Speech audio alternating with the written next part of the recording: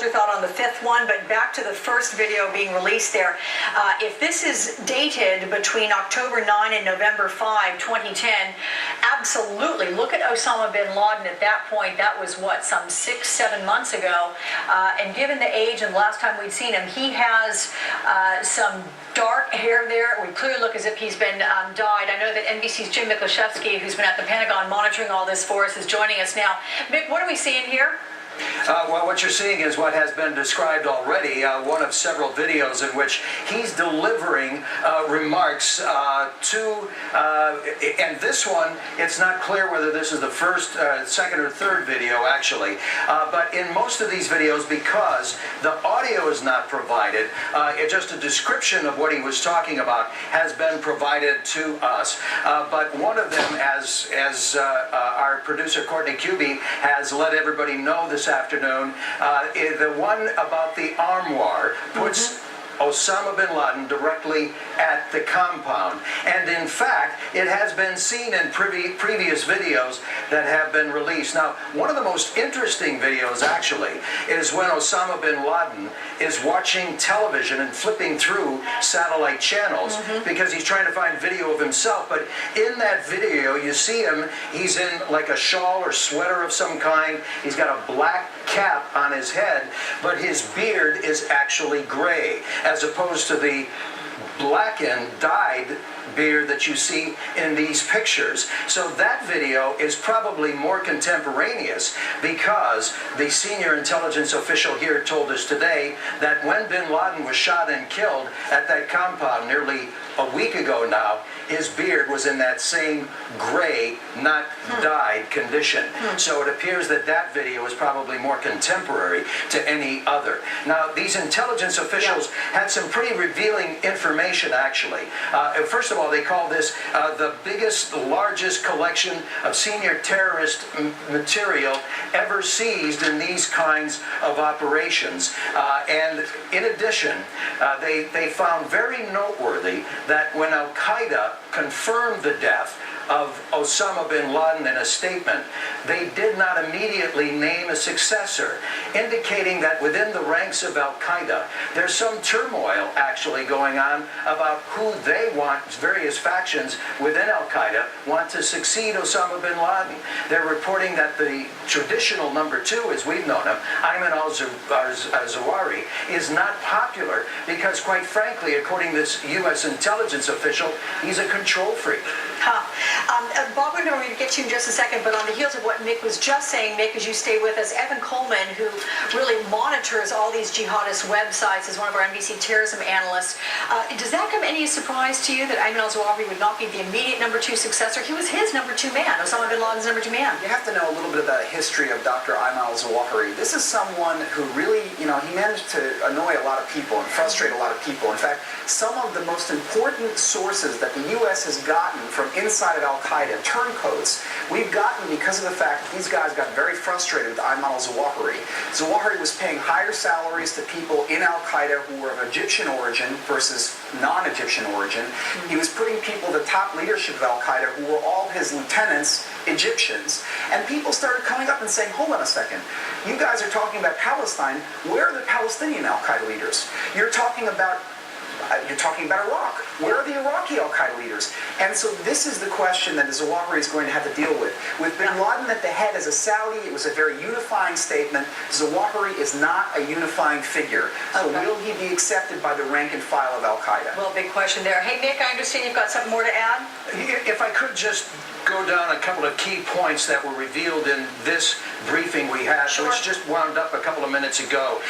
They're telling us that they have gotten many golden nuggets of communications leading to the identities of other key Al-Qaeda figures.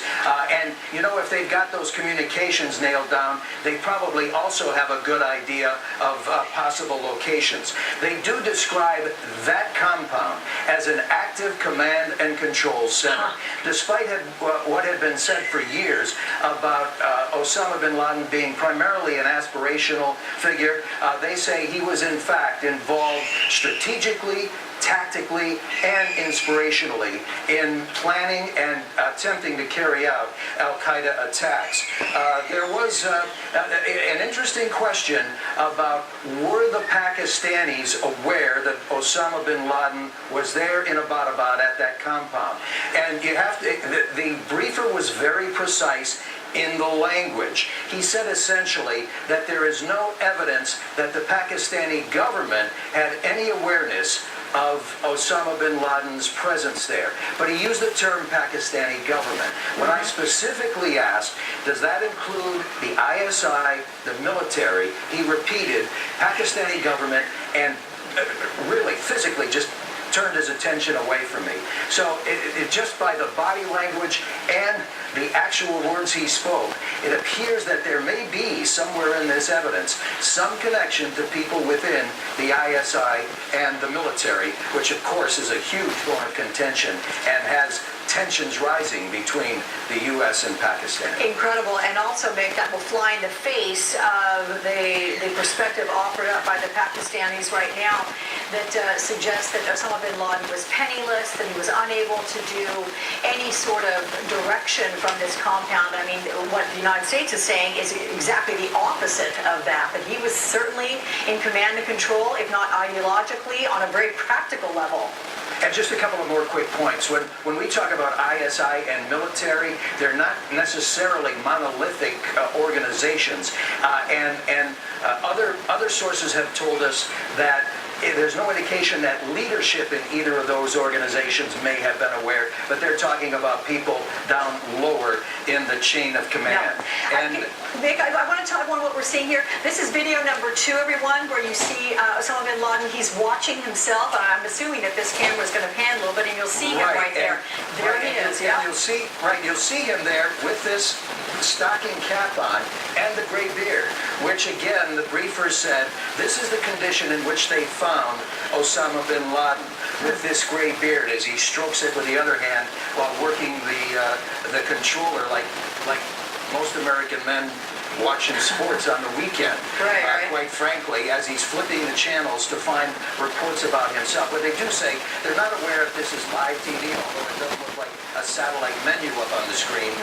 And at one point you can see many of the news networks, including Al Jazeera and the like.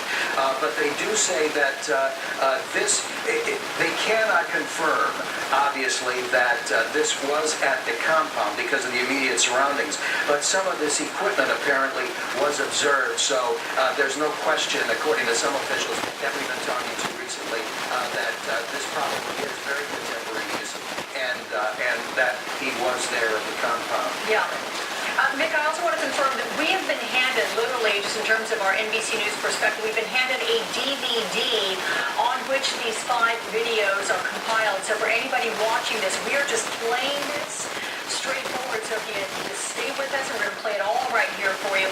But you'll see at different points coming up on your television screen what looks like a DVD menu. That is what it is. We click from the first DVD, the first video rather, to the second, in which we are right now. And they are relatively short videos, actually. And again, the sound was taken out, primarily, according to the briefers, because they did not want to use this as further propaganda to spread the word and the message of al-Qaeda. But I can tell you that also that in the evidence that they found, that there was still a very, according to the briefers, there still was very intense interest and motivation on the part of Osama bin Laden, certainly, but al-Qaeda, to stage massive attacks against U.S. transportation, U.S.